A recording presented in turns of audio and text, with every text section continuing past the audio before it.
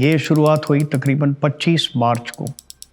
तो ये मुमकिन था कि ईस्ट पाकिस्तान में जो पॉलिटिकल सिचुएशन था, क्योंकि मुजीबुर रहमान इलेक्शन जीत गए थे, लेकिन याया खान जो वेस्टर्न पाकिस्तान में थे, चीफ मार्शल लॉ एडमिनिस्ट्रेटर और प्रेसिडेंट, और जुल्फ़िकार अली भुट्टो, इन्होंने तय किया था कि मुजीबुर रहमान को पावर नहीं देंगे, जिस वजह से कि मार्च में याया खान गए थे ईस्ट पाकिस्तान, ढाका। तब वेस्ट पाकिस्तान ने मुजीबुर रहमान को कैद कर लिया और उन्होंने इंदिरा गांधी से मदद मांगी। कलकत्ता में शेक्सपियर सरानी थिएटर रोड के ऊपर Bangladesh government in exile announce कर दी उन्होंने, तकरीबन मार्च अप्रैल 1971 में। तो ये जाहिर हो गया कि इनको अलग स्टेट चाहिए है। वेस्ट पाकिस्तान इनके ऊपर अत्याचार कर रहा है, लोगों को मार रहे हैं, आर्सन कर रहे हैं, लूट कर रहे हैं। हैरेस किया गया था और क्या बताएं आपको, स्पेशली जो लेडीज़ थे उनको रेप और ये सब बहुत कॉमन था उस टाइम। क्रैकडाउन शुरू हो गया पाकिस्तान में, जहाँ पे मिलिट्री रूल, उसको उन्होंने बोला operation search light. Millions of Bengalis were being killed. It was an atmosphere of expectation, and the countrymen were probably wondering when India is going to intervene. मेरा नाम ग्रुप कैप्टन नितिन जुन्नरकर। मेरा सौभाग्य ये रहा कि 50 साल पहले जो हमने युद्ध किया पाकिस्तान से, उस युद्ध में मैंने कुछ कामगिरी की। मैं ब्रिगेडियर अजीत आप्टे, मेरे पिताजी सेकेंड वर्ल्ड वॉर में ब्रिटिश इंडियन आर्मी के साथ थे, रेजिमेंट ऑफ आर्टिलरी में। जून 71 में मैं रेजिमेंट में गया, उसी रेजिमेंट में जिस रेजिमेंट को मेरे पिताजी ने कमांड किया था 1956 में। मुझे बहुत अच्छा मौका मिला उस रेजिमेंट के साथ 1971 की लड़ाई में भाग लेने के लिए, ईस्टर्न सेक्टर में 14 field regiment artillery. I am Brigadier Sapatnekar from Regiment of Artillery, and I took part in the 1971 war in Jessore Khulna sector. मैं नया एडजुटेंट बना था रेजिमेंट का। एडजुटेंट वो आदमी होता है कि जिसके इर्द गिर्द सारी रेजिमेंट घूमती है। It is like a pivot position. I passed out from the National Defence Academy in December 1967, and as I always wanted, I was commissioned into Brigade of the Guards, and thereafter I was during the Battle of Hilli, which is the most famous battle of 1971. I was the adjutant of the battalion, who coordinates everything for the battle. मैं air commodore Sreedharan, Indian air force में मैं जून 69 में मेरा commission हुआ था। मेरा first posting Assam में कुंभीग्राम नाम की जगह में 110 हेलीकॉप्टर यूनिट, जो मी-4 हेलीकॉप्टर, रशियन हेलीकॉप्टर के साथ इक्विप्ड था। 69 में ज्वाइन करने के बाद 1971 जब वॉर शुरू होने वाला था, तब तक मैंने ट्रेनिंग ले रखी थी मी-4 पे, और फुली ऑपरेशनल हो गया था उस हेलीकॉप्टर पे। 55 साल में मुझे कमीशन मिला कोर ऑफ इंजीनियर्स में, और 1992 में लेफ्टिनेंट जनरल के रैंक में रिटायर हो गया। इन दरमियान मुझे 71 साल में वीर चक्र मिला, और सीनियर होने के बाद परम विशिष्ट सेवा मेडल मिला। महाराष्ट्र गवर्नर ने भी मुझे महाराष्ट्र गौरव पुरस्कार दिया। मेरा सबसे ऊंचा कमांड, कोर कमांड, 1,25,000 ट्रूप्स मेरे, पूरा पंजाब मेरे कंट्रोल में था। लेकिन सबसे अच्छा मेमोरेबल टेन्योर था मेरा रेजिमेंटल कमांडर 1971 की लड़ाई में। पूर्वी पाकिस्तान में हो रहे क्रूर हिंसा के चलते कई सारे बंगला शरणार्थी हिंदुस्तान की सीमा को लांघकर शरण लेने के लिए भारत में आने लगे। इंदिरा गांधी ने ईस्टर्न सेक्टर के बॉर्डर जो आर्मी और बीएसएफ के पास थे उनको खोल दिया, और जब हम फ्लाइंग करते थे उस बॉर्डर के पास, तो काफ़ी सारे रेफ्यूजी हमें नज़र आए जो उस पार से आ रहे थे। 1 मिलियन से भी ज़्यादा लोग आके स्थित हो गए। न उनके पास खाना था, न उनके पास पानी था, न उनके पास कोई रहने की जगह थी, और वो सब हमारे लिए काफ़ी मुश्किल पैदा कर रही थी। हर बीते दिन के साथ शरणार्थियों की तादाद बढ़ती चली जा रही थी। इसके चलते हिंदुस्तान में राजनीतिक और आर्थिक मुश्किलें बढ़ने लगी। Honorable Mrs. Indira Gandhi was going all around, all over the world, trying to mobilize opinion in favor of India and against Pakistan, but it was not really working out. International world को बताना उन्होंने कोशिश किया कि जो east Pakistan में जिस तरीके का जेनोसाइड हो रहा है ये ह्यूमैनिटेरियन ग्राउंड्स पे सही नहीं है। She had signed an agreement with USSR, and therefore we were in a position to tackle the Pakistanis. चाविन लाए उस टाइम मुख्यमंत्री थे चाइना के। जब ऐसा याया खान ने उनको आइडिया दी कि हिंदुस्तान की तरफ से कुछ हो सकता है, तो चाइना ने अपना पूरा समर्थन दिया कि वो पाकिस्तान की मदद करेंगे। उस हालात में इंदिरा गांधी ने शरणार्थियों को मदद करने के लिए फील्ड मार्शल उस टाइम जनरल सैम मैनेक्शॉ को तैनात कर दिया कि हमें कोई कार्रवाई करनी पड़ेगी, जिस वजह से इंडियन आर्मी, नेवी और एयरफोर्स की तैयारी शुरू हो गई। बांग्लादेश में बहुत सारी नदियाँ हैं और मूवमेंट काफ़ी मुश्किल हो जाती है। तब जनरल मानेकशॉ ने उनको बताया कि अभी अगर मैं हमला करता हूँ तो ये मई का महीना है, जून में वहाँ बारिश शुरू हो जाती है और मेरी फ़ौज पूरी वहाँ की फंस जाएगी और हम हार जाएंगे जंग। दूसरा, मेरी फ़ौज अभी तैयार नहीं है, वो सब तरफ बिखरी पड़ी है, मुझे उनको फाइटिंग यूनिट्स में ऑर्गेनाइज करना पड़ेगा। Strategy probably was defense of East Pakistan was in the west.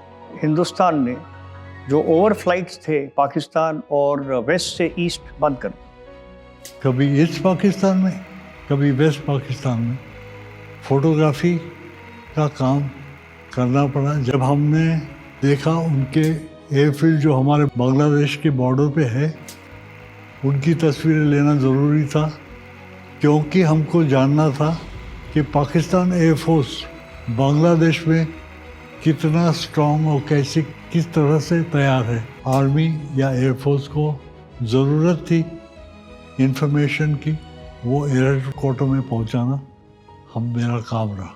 हमारा जो था उस टाइम हमारा पूरा यूनिट 10 हेलीकॉप्टर का यूनिट था और 20 पायलट थे। मार्च से ही हमारा एयर हेडक्वार्टर से इंस्ट्रक्शंस आ गए थे हम पूरी तैयारी करें। मतलब जो लोग बोलते हैं कि लड़ाई सिर्फ 14 दिन थी, वो गलत बात है। इंडियन आर्मी के लिए लड़ाई बहुत पहले शुरू हुई थी। अगर हमारे देश को एकता चाहिए तो हमारी फौज को मजबूत होना पड़ेगा। हमारी फौज हर हालत में देश की रक्षा करेगी। We were also getting ready. The country was also getting ready. उसी टाइम मैं कोर्स कर रहा था स्कूल ऑफ आर्टिलरी में। हमारा कोर्स भी कुछ 8 दिन पहले समाप्त कर सभी अफसरों को बोल दिया अपने अपने यूनिट में तैनात हो जाएं। हमारे सेक्टर में ईस्टर्न फ्रंट में डिप्लॉयमेंट और तेज़ी से हो गए क्योंकि शरणार्थी हमारे सेक्टर में आ रहे थे। और हमारे लिए ट्रेनिंग ऐसे हुआ कि डे और नाइट का ट्रेनिंग हुआ। बुक के हिसाब से तो मैक्सिमम 14 to 15 ट्रूप्स का कैपेसिटी था, लेकिन हम तो 20, 25, 30 तक भी ले गए थे क्योंकि हमारा काफ़ी जोश था। मेरी उम्र ही 21 साल की थी। वैसे तो हम बच्चे ही थे। मुझे एडवांस पार्टी में भेज दिया। वहीं से हम 3 ऑफिसर आ गए अगस्त के 19-20 तारीख को कलकत्ता के पास बैरकपुर। 24 सितंबर को मैं बॉर्डर के ऊपर डिप्लॉय हो गया मेरी बैटरी लेके। मेरी बैटरी में 6 25 पाउंडर गन्स थे ब्रिटिश ओरिजिन के। उसकी रेंज है मैक्सिमम रेंज 13,400 मीटर, मतलब तकरीबन 12.5 किलोमीटर। लेकिन मैंने पहला गोला फायर किया 28 सितंबर को दुश्मन के टारगेटों के ऊपर। इसी बीच बांग्लादेशी स्वतंत्रता के लिए लड़ने वाली मुक्ति वाहिनी पाकिस्तान से हुए अत्याचारों का बदला लेने के लिए तैयार थी। ऐसे में पाकिस्तानी सेना हर तरफ से फंसी हुई थी। 20 माउंटेन डिवीजन ने हमको जिम्मेवारी दी थी मुक्ति वाहिनी कैंप एस्टैब्लिश करने के लिए। काफ़ी पलटन जो ईस्ट पाकिस्तान के साथ थी उन्होंने ईस्ट पाकिस्तान आर्मी को छोड़ के उन्होंने अपने मुक्ति बाहिनी और मुक्ति योद्धा के रोल में शुरू कर दिया काम। फिटनेस लेवल थोड़ा कम था अपने बनस्बत, बट मोटिवेशन लेवल इतना हाई था कि वो फिटनेस लेवल को ओवरकम करता था। 2-3 महीने हमने वो कैंप एस्टेब्लिश किया, फिर हमने उसको हैंड ओवर किया दूसरे यूनिट को। मैंने 2-3 दिन ट्रेनिंग दिया उनको कि आर्टिलरी के शूट कैसे लेते हैं। वो चाह रहे थे हमारे गन्स देखने के लिए, लेकिन हमने वो अलाउ नहीं किया, क्योंकि हमें भी मालूम नहीं थे कौन एक्चुअली है मुक्ति बाहिनी है या उनके साथ कोई रजाकारी आ जाए और गन्स को उड़ा दिया तो देन इंडियन आर्मी का फायर पावर कम होगा। आर्मी का भी ट्रेनिंग कर रहे थे और एयरफोर्स का भी। एयरफोर्स का ट्रेनिंग दीमापुर में हो रहा था। वहाँ पे एक ग्रुप कैप्टन चंदन सिंह करके उन्होंने उसका चार्ज लिया। फ्लाइट लेफ्टिनेंट सिंगला, डकोटा के फ्लाइट लेफ्टिनेंट चौधरी और ऑटर के फ्लाइट लेफ्टिनेंट घोषाल, ये इनको ट्रेन कर रहे थे। ऑटर को बॉम्बिंग के लिए यूज़ किया गया चिटागोंग में, और हेलीकॉप्टर जो था चेतक, ये हेलीबोर्न ऑपरेशन कर रहे थे। पहले जाके वो क्लियर कर सकते थे रॉकेट अटैक के साथ, उसके बाद हम जाके लैंड करते थे। तो ये ट्रेनिंग हमने उनको दी। 25 सितंबर को हमको टोटल मोबिलाइजेशन के ऑर्डर मिले। हम लोग तो कंचरापारा में थे, वहाँ से हमको एक बैटरी आगे भेजने के लिए हुक्म मिला। तो पहली बैटरी 27 सितंबर को हमारे यूनिट से निकल पड़ी, 99 field battery with second lieutenant Ajit Apte, 9 brigadier Ajit Apte. तो हमारे तरफ से तो 28 सितंबर से हमने फायरिंग शुरू कर दिया। 6 अक्टूबर को 2 कोर वहाँ पे उसको रेज किया या स्थापित किया। उसके पहले कोर कमांडर थे लेफ्टिनेंट जनरल रायना, जो कि चाइनीज़ वॉर में महावीर चक्र उनको पहले मिला था, वो हमारे कोर कमांडर बन के आ गए। 14 अक्टूबर को मेरी बाकी रेजिमेंट बिल्डअप हो गई। रेजिमेंट में 3 फायरिंग बैटरी होते हैं जिसको हम सेबर बैटरी बोलते हैं। तो हमारे रेजिमेंट में 18 25 पाउंडर गन थे और हमारी एफिलिएशन थी 350वीं इन्फेंट्री ब्रिगेड, जो कि 9 इन्फेंट्री डिवीज़न की हिस्सा था। तो अक्टूबर 14 से एक्चुअली युद्ध शुरू हो गया। हमें मालूम था कि पाकिस्तान कोशिश करेगा कि वेस्ट में भी थोड़ा सा जीत ले, ताकि जब डिस्कशन होगा तो हमने इतना इधर जीता है, आपने इतना इधर जीता है, छोड़ो वापस करो, ऐसा होगा। वो नहीं होने देने के लिए 2 थिएटर्स में से ज़्यादा कोऑर्डिनेशन ज़रूरी था ईस्ट में। ये बहुत ज़रूरी था कि ईस्ट पाकिस्तान को सील कर दे, लैंड से, एयर से और पानी से भी। लेकिन अच्छा हुआ क्योंकि 3 अच्छे कमांडर उन दोनों में थे, हमारे general Manekshaw, air marshal Lal and admiral Nanda. तीनों को बताया गया था कि ऐसा एक्शन करना है और ये कोऑर्डिनेट कर रहा था आर्मी हेडक्वार्टर। तब हमारे पास सीडीएस थे नहीं, जनरल मानेकशॉ जो चीफ थे वही सब कोऑर्डिनेट कर रहे थे। ये ताज्जुब की बात है कि एक आदमी इतना कुछ काम कर सकता है जब उनको सीडीएस का ओहदा मिला ही नहीं। He could have been the best CDS we ever had. उन्होंने समझा कि ये ज़्यादा लड़ाई आर्मी की है और नेवी और एयरफोर्स ने उनको मदद करनी चाहिए, तो उन्होंने they accepted second place. It was because of personal relationship and not because of institutional. Hindustan की थल सेना, वायु सेना और नाव सेना एकत्रित हो गए। मैं उस वक्त एक स्ट्रेटेजिक रिकनेसेंस स्क्वाड्रन में काम कर रहा था और ये हवाई जहाज स्पेशल कैमरा से लगे हुए हैं जो बहुत कम लाइट में भी अच्छी तस्वीरें ले सकते हैं।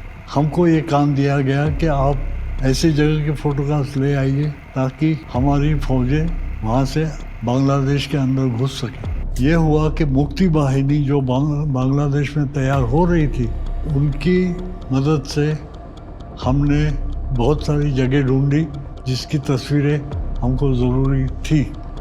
और 24 अक्टूबर से हमने सारे हरासिंग फायर टास्क शुरू किया। उस हालात में पूरा अक्टूबर और नवंबर में हम लोग फायरिंग कर रहे थे, तो हमारी फ़ौज ने आस्ते आस्ते बॉर्डर क्रॉस करना शुरू कर दिया।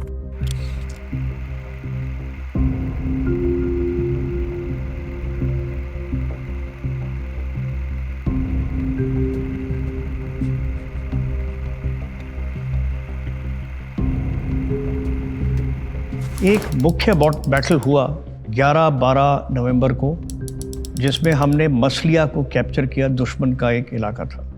45 कैवलरी 42 आरटी ब्रिगेड के साथ थी और नॉर्थ में 32 आरटी ब्रिगेड थी। तो हमारे तोपखाने का एक उसूल है कि जब भी कोई टारगेट एंगेज होता है तो all artillery with in range, संपूर्ण तोपखाना जो रेंज में है फायर कर सकता है उस टारगेट पे। तो इसी तरह जब गरीपुर पे हमला होना था तब मैंने ब्रिगेड अफसर को बताया कि तुम्हारी बैटरी एट प्रायोरिटी कॉल, मतलब जब भी वो फायर मांगते हैं तुमको, अगर तुम किसी जगह फायर कर रहे हो तो तुम्हारी गन स्विच करके गरीबपुर पे लाओ। जनरली हम हैरेसिंग फायर टास्क करते थे मसलिया, छुट्टीपुर और जिंगरगाचा, एक साउथ में, एक ईस्ट में और एक नॉर्थ में।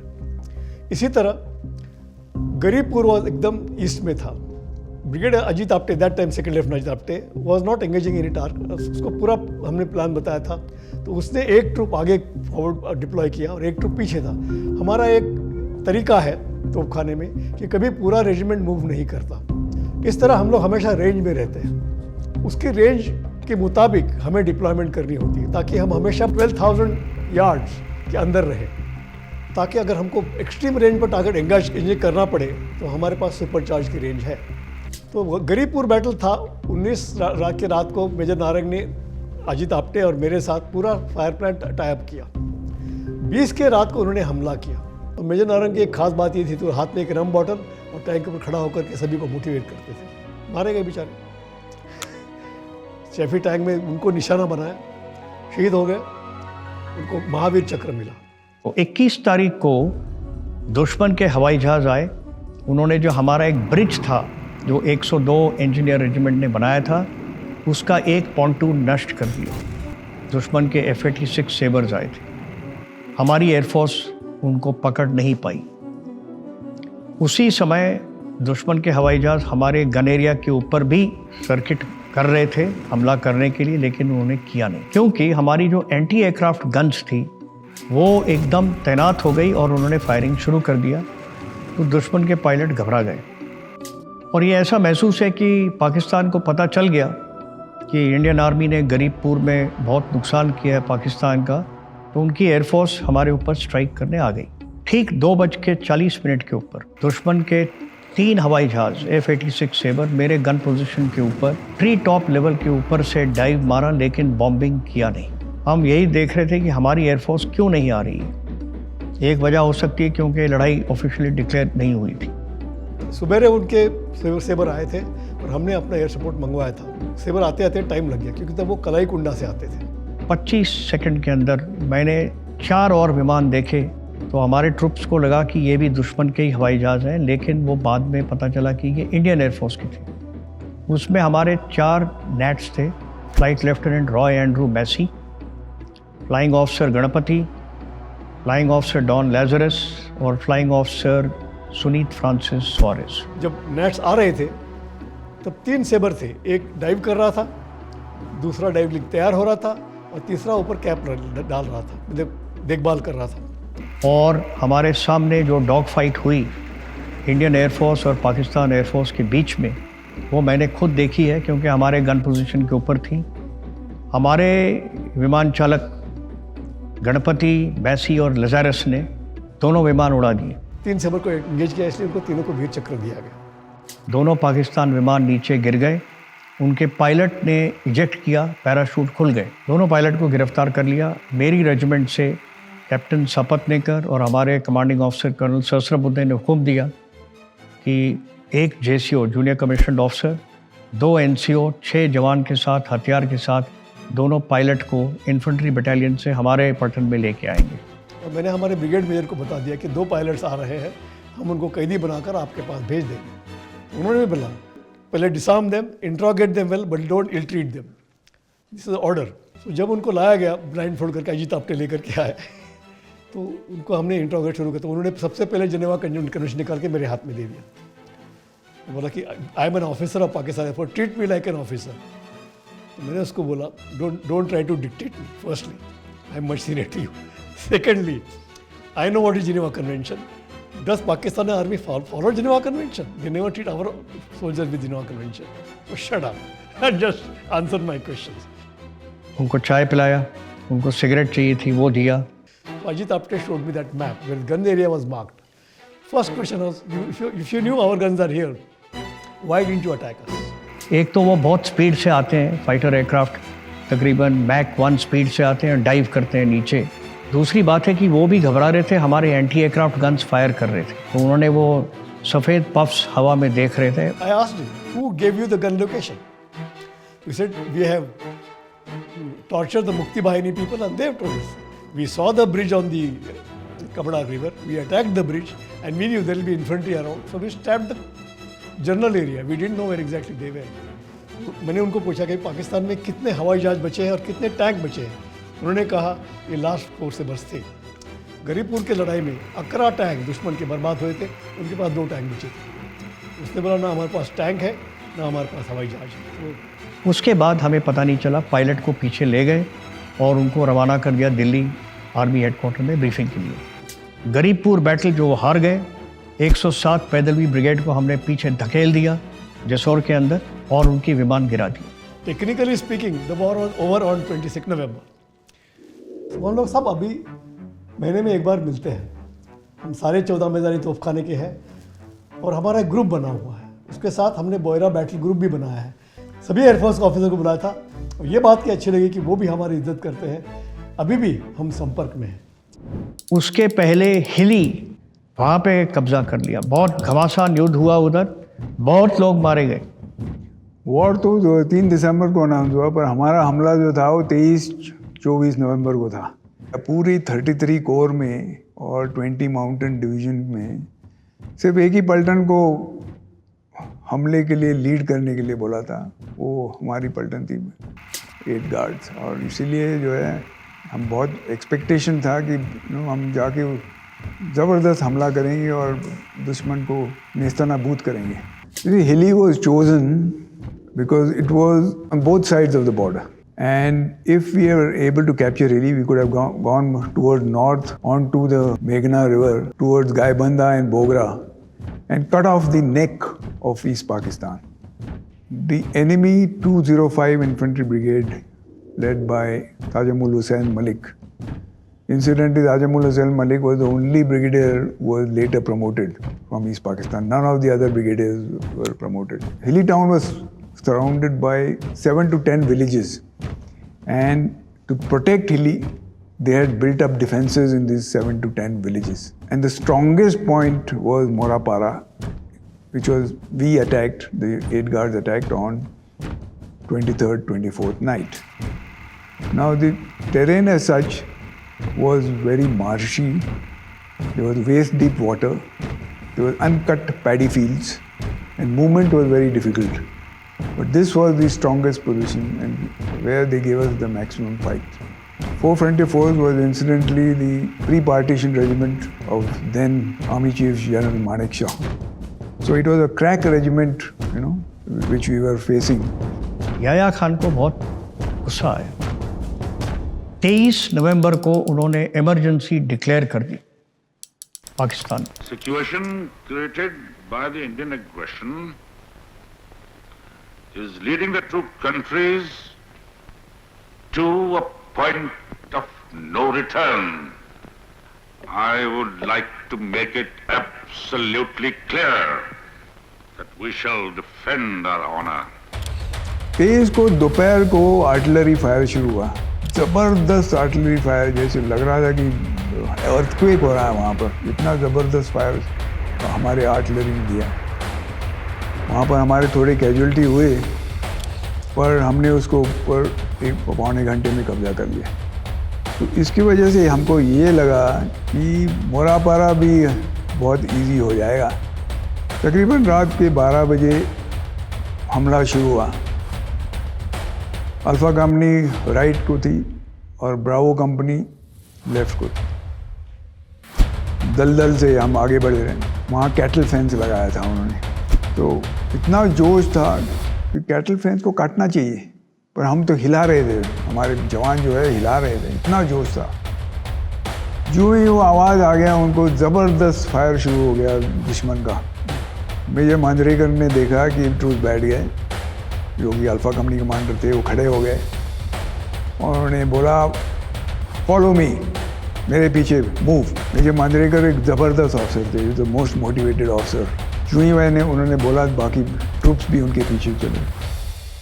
मेजर मांजरेकर ऑब्जेक्टिव के नज़दीक पहुँचे और उन्होंने एक बंकर डिस्ट्रॉय किया। उस बंकर को डिस्ट्रॉय करते समय उनको एक MMG बर्स्ट मिला।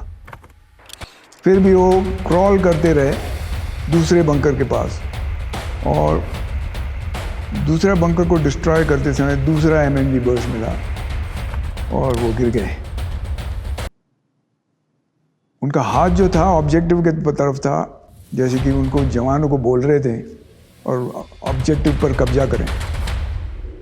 हमने उसका रेडियो सेट पे आवाज़ सुना। आखिरी आवाज़ जो था उनका वो था भारत माता की जय। मेजर मांजरेकर को सबसे हाईएस्ट अवार्ड के लिए रिकमेंड किया था, लेकिन उनको कुछ नहीं मिला। बहुत अफसोस की बात है कि उनको the first man to attack in Bangladesh did not get even a mention in dispatches. इस दौरान उनके एक प्लेटून कमांडर थे, सेकंड लेफ्टिनेंट शमशेर सिंह सामरा। उनका मोटिवेशन इतना था कि वो 50 गज बाकियों से आगे थे, 50 गज। और ये कैसे पता चला हमको? क्योंकि उनके ट्रूप्स जो थे 4 फ्रंटियर फोर्स के, वो प्रिजनर्स ऑफ वॉर बने।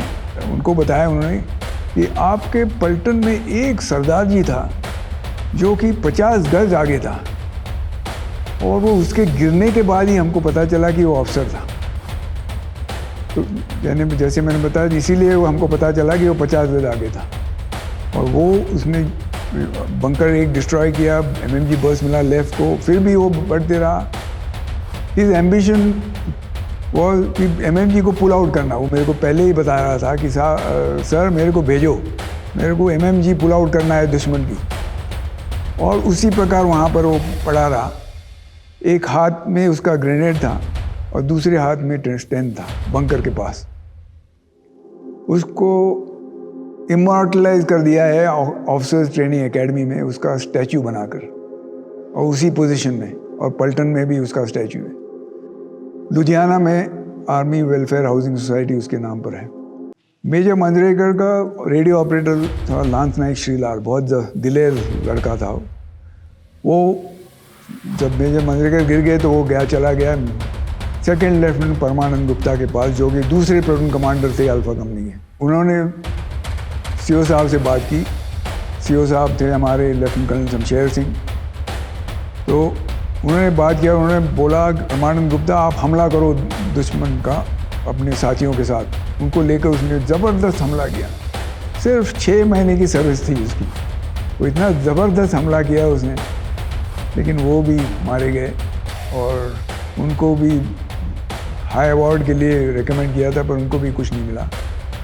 ब्रावो कंपनी के कंपनी कमांडर जो थे मेजर रविंद्रनाथ, उनको श्रैपनेल लग गया। एक कंपनी 2IC थे जो कि कैप्टन बंसल, उन्होंने ब्रावो कंपनी को संभाल लिया। उन्होंने देखा कि हमला इतना कामयाब नहीं हो रहा है, तो उन्होंने तीसरे कंपनी को, डेल्टा कंपनी को हमला करने के लिए बोला।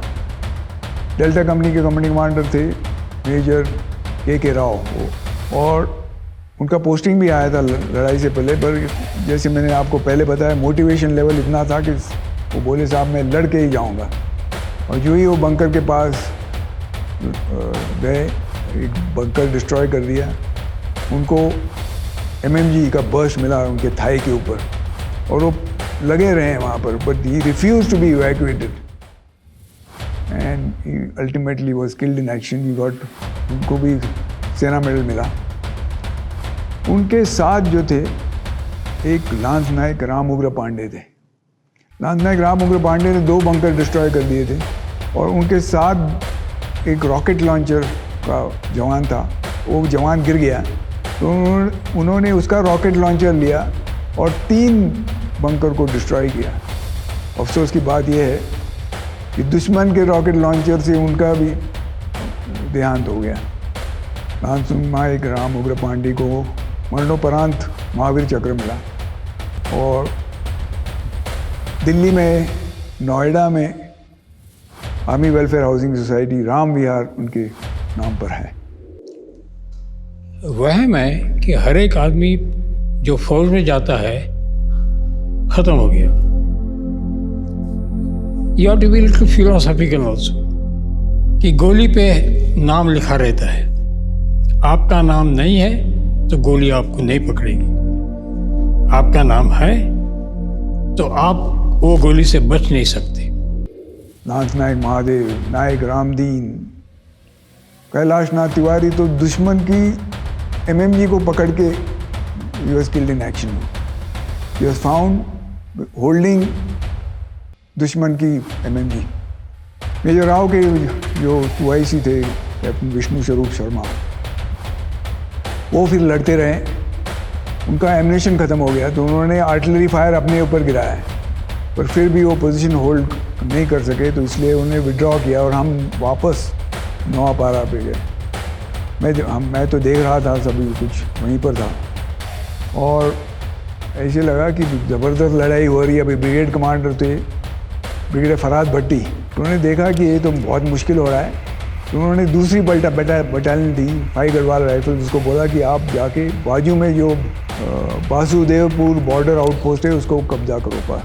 5 गढ़वाल ने ज़बरदस्त लड़ाई करके वो बॉर्डर आउटपोस्ट पर कब्जा किया। 24 सुबह हो गई थी, हम फिर नौपारा से फायर करते रहे एक दूसरे पर। मेरा सहायक था मेरे साथ थे, उसको गोली लगी। हमारे ट्रूप्स इतने बहादुर हैं, सिर्फ उसने बोला साहब गोली लगी और कुछ नहीं बोला। गोली अभी भी उसके हार्ट के नज़दीक है, क्योंकि इतने नज़दीक है कि वो निकाल नहीं सकते। 24 और 25 रात को हमने हमारी चार्ली कंपनी जो थी, जो लास्ट कंपनी, उसके सेकंड लेफ्टिनेंट रॉय जैन थे, बहुत दिलेर ऑफिसर थे, उन्होंने जाके पेट्रोलिंग और रेड किया और finally in the morning of 25th he was able to secure part of the objective। तकरीबन 10 बजे सुबह मोरापारा पर कब्जा हुआ और दुश्मन का काउंटर अटैक आया, पर हमने हमारे आर्टिलरी फायर और हमारे मशीन गन फायर से हमने उस हमले को नाकामयाब कर दिया। टैंक्स जो थे हमारे को सपोर्ट नहीं मिला, क्योंकि बहुत हैवी थे और वो दलदल में फंस गए। ब्रिगेड कमांडर ने 22 मराठा लाइट इन्फेंट्री को बोला कि आप जाके ऑक्यूपाई नौपारा, तो उन्होंने जाके नौपारा जो हमने छोड़ दिया था उसको ऑक्यूपाई किया। उनके ऊपर दुश्मन का हमला आया, काउंटर अटैक, और उस काउंटर अटैक में मेजर दड़कर जो हैं वो पूना के हैं, वो मारे गए और उनको भी चक्र मिला। 10 दिसंबर तक हम मोरापारा में ही रहे और दुश्मन के फायर आते रहे, आर्टिलरी फायर, 73 मिलीमीटर रॉकेट, और हमारे भी उसमें काफ़ी कैजुअल्टी हुए हैं इस फायर से। उसी दौरान 5 गढ़वाल ने और एक बॉर्डर आउटपोस्ट, जैसे मैंने बताया था 7-8 पोजीशन थे ना वहाँ एली के आज पास, तो उन्होंने और एक बॉर्डर आउटपोस्ट देवबंदा कैप्चर किया और उनके 2 अफसर जो हैं, सेकंड लेफ्टिनेंट राणे और सेकंड लेफ्टिनेंट पुरी, वो मारे गए। सेकंड लेफ्टिनेंट राणे को वीर चक्र मिला। उनके माताजी जो थे वो MP थे गोवा के। 92 मराठा लाइट इन्फेंट्री ने 9-10 दिसंबर को पूरा और बीसपारा को कैप्चर किया और 11 दिसंबर को पूरी हिली जो है के ऊपर हमने कब्जा पाया। टोटल कैजुअल्टीज जो थी वो थी 7 अफसर, 6 JCO और 102 जवान, जो कि पूरे बांग्लादेश में सबसे ज़्यादा कैजुअल्टी थी हमारी। दुश्मन की कैजुअल्टी जो थी वो थी 1 अफसर, 4 JCO और तकरीबन 100 जवान। अभी आप देख सकते हो कि लीडरशिप, उनका जो अफसर जो मारा गया था वो हमारा अपोजिंग कंपनी कमांडर था major Mohammad Akram.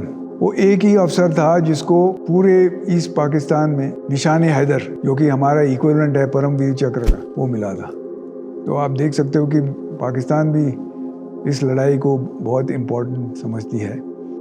Our jawans are the best in the world, not highly educated, technically not very good, but God fearing, कुछ भी करने के लिए तैयार होते हैं ऐसे जवान। वो बहुत ज़बरदस्त लड़े। Indian troops are probably the best in the world. हमारे एक ब्रिगेडियर पलसोकर हैं, मेरे पलटन के हैं, और उन्होंने इजराइल में गए थे। हमको लगता था उस टाइम कि Israeli officer probably are the best in the world and we are second, but Israeli officer कहते हैं कि no, it is the Indian army officer who is the best in the world. Pakistani troops हमेशा बोलते रहते थे, जो prisoners of war, कि अगर आपके ऑफिसर हमारे को लीड करते थे तो हम भी आपको ज़बरदस्त लड़ाई दे सकते। हम कहते हैं कि सब यूनिट अच्छे होते हैं, बुरे यूनिट वो होते हैं यहाँ पर बुरे ऑफिसर्स हो, जवान सो ही होते हैं। और दूसरी वजह है कि आर्मी में कभी भी हमारे जवान हमारे एम्प्लॉयज़ नहीं है। There is no hire and fire, वो हमारे फैमिली है। It's like having a child in the house. वो टीम वर्क जो इंडियन आर्मी में है, इंडियन एयरफोर्स में है, इंडियन नेवी में है, दूसरे देशों में नहीं है, दूसरे देशों में नहीं है। वो भी अभी थोड़ा ढीला हो रहा है बिकॉज फैमिलीज भी ढीले हो रही है अभी। वो वही फ़र्क है कॉरपोरेट सेक्टर में और हमारे सेक्टर में। इन कॉरपोरेट सेक्टर किसी का काम कम हो गया, जाओ भाई, here is the pink chit, whereas if I had to give pink chit, that is pink chit to me. I have failed in training my man. जब तक फौज है देश को कुछ डर नहीं है।